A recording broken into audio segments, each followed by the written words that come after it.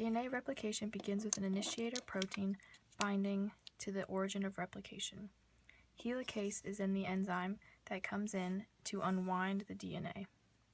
Single-strand binding proteins attach to keep the helix open.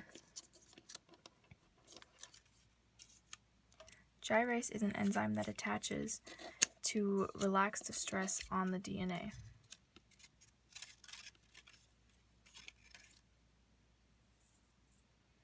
Initiation of replication starts with, to start the new DNA strand, a primase must add an RNA primer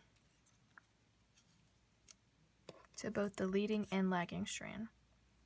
However, since the purpose of the primer is to allow a 3' end for DNA polymerase III to add nucleotides to. Since the lagging strand is discontinuous, multiple RNA primers are added to allow the DNA polymerase III to add from the 3' end. DNA polymerase III catalyzes a phosphodiester bond between adjacent nucleotides. On the leading strand, the 3' end allows the DNA polymerase to move continuously down the molecule. However, on the lagging strand, it is discontinuous because the 3' end is in the opposite direction. So it can go all the way until the next primer and then move. After replication has finished, DNA polymerase I replaces the RNA primers with DNA.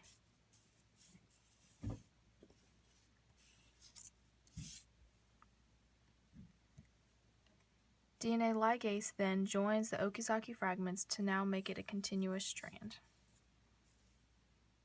After DNA replication, you now have two strands which are said to be semi-conservative because both contain a new strand and part of the original strand.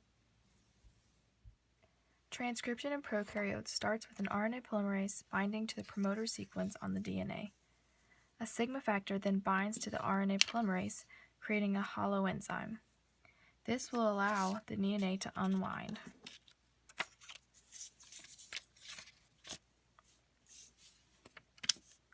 The sigma factor then separates, leaving a core enzyme. The core enzyme then loses affinity to the promoter sequence and moves in a 3' to 5' direction on the template strand. As it moves, it adds RNA sequences from the 3' end of the new strand.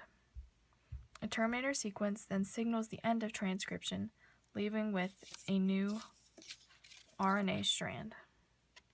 Translation is the process of going from an RNA to a protein. In eukaryotes, initiation starts with the small ribosomal subunit binding to the 5' end and migrating to find the AUG codon. When AUG is in the P site, the tRNA carrying the initiator, MET, will bind to the P site. This will cause the large ribosomal subunit to then bind.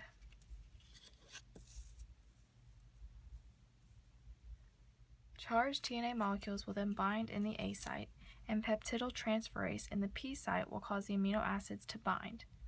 As this happens, the subunit will shift to the 3' end, and each TNA molecule will shift into the next site. Once they shift into the E site, they will be exiting, and you are left with a combined starting amino acid chain. tRNA molecules will continue to bind, and the subunit will continue to shift until a stop codon is reached.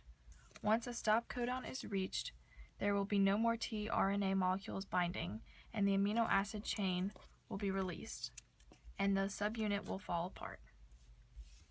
This will leave you with an amino acid sequence, which can then turn into a protein.